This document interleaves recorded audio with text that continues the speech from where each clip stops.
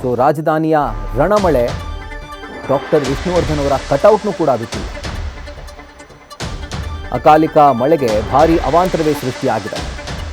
ಬೆಂಗಳೂರಿನ ಹಲವು ಭಾಗಗಳಲ್ಲಿ ಮರಗಳು ಧರಾಶಾಹಿಯಾಗಿವೆ. ಇನ್ನು ಮರಗಳು ಬಿದ್ದಿದ್ದರಿಂದ ರಸ್ತೆಗಳ ಮೇಲೆ ವಾಹನಗಳು ಜಖಂಗೊಂಡಿದ್ದಾವೆ. ಆದರೆ ಈ ರೀತಿಯಾಗಿ ಮರ ಬಿದ್ದು ಯಾವುದೇ ಥರದ ಪ್ರಾಣಹಾನಿಯ ವರದಿಯಾಗಿಲ್ಲ. ಬೆಂಗಳೂರಿನ ಹಲವು ಭಾಗಗಳಲ್ಲಿ ಮರಗಳು ಧರಾಶಾಹಿಯಾಗಿರುವಂಥದ್ದು. ಇನ್ಫ್ಯಾಕ್ಟ್ DCM DK ಶಿವಕುಮಾರ್ ಕೂಡ ಹೇಳ್ತಾ ಇದ್ರು, ಆಸ್ಪತ್ರೆಗೆ ಬಂದಂತಹ ಸಂದರ್ಭದಲ್ಲಿ ನಾನು ಬರುವಂಥ ರೂಟ್ನಲ್ಲೂ ಕೂಡ ಸುಮಾರು 50 ಕಡೆ ಈ ರೀತಿಯಾಗಿ ಮರದ ಕೊಂಬೆಗಳು ಮರಗಳು ಇವೆಲ್ಲವೂ ಕೂಡ ಧರಾಶಾಹಿಯಾಗಿದ್ವು ಅಂತ. ಮತ್ತೊಂದು ಕಡೆ ಗಮನಿಸ್ತಾ ಇದ್ದೀರಿ, ರಾಜಧಾನಿ ಬೆಂಗಳೂರಿನ ಒಂದು ಪರಿಸ್ಥಿತಿ. ಕೇವಲ ಒಂದೇ ಮಳೆ, ಇನ್ನೂ ಕೂಡ ಕಾಲ ಮಿಂಚಿಲ್ಲ ಅಧಿಕಾರಿಗಳಿಗೆ ಎಚ್ಚೆತ್ತುಕೊಳ್ಳಿಕ್ಕೆ. ಯಾಕಂದರೆ ಮಳೆಗಾಲ ಇನ್ನೂ ಶುರುವಾಗಿಲ್ಲ.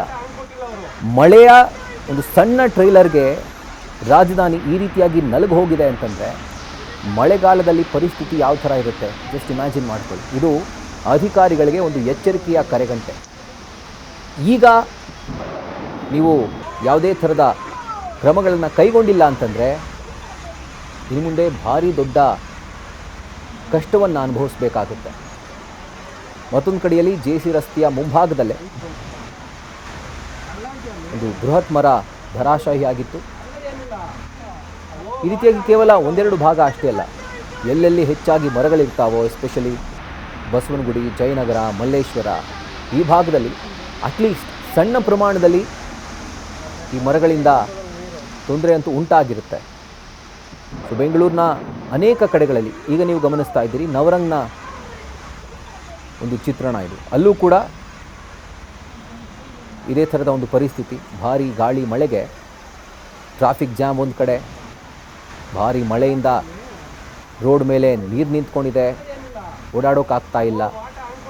ಮತ್ತೊಂದು ಕಡೆಯಲ್ಲಿ ಉದ್ಯಾನ ನಗರಿ ಅಂತ ಏನು ಆ ಖ್ಯಾತಿಯನ್ನು ಬೆಂಗಳೂರು ಗಳಿಸ್ಕೊಂಡಿದೆ, ಆ ಉದ್ಯಾನ ನಗರಿಯ ಮರಗಳಿಂದಾನೇ ಈ ಮಳೆ ಸಂದರ್ಭದಲ್ಲಿ ದೊಡ್ಡ ಹೆದರಿಕೆ, ದೊಡ್ಡ ಥ್ರೆಟ್, ಯಾವಾಗ ಏನಾಗುತ್ತೋ ಅನ್ನುವಂಥ ಭಯ, ಭೀತಿ.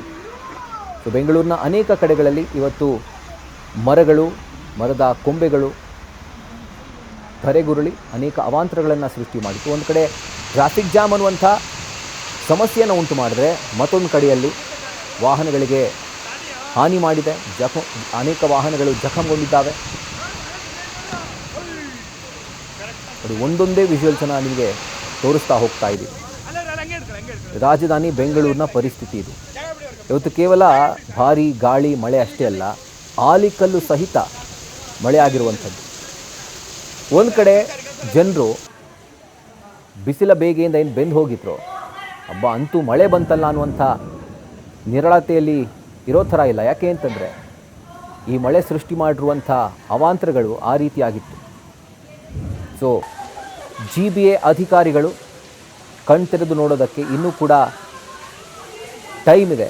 ಆದರೆ ಈ ಮಳೆಯಿಂದ ಅವರು ಆದಷ್ಟು ಬೇಗ ಎಚ್ಚೆತ್ತುಕೊಳ್ಬೇಕು.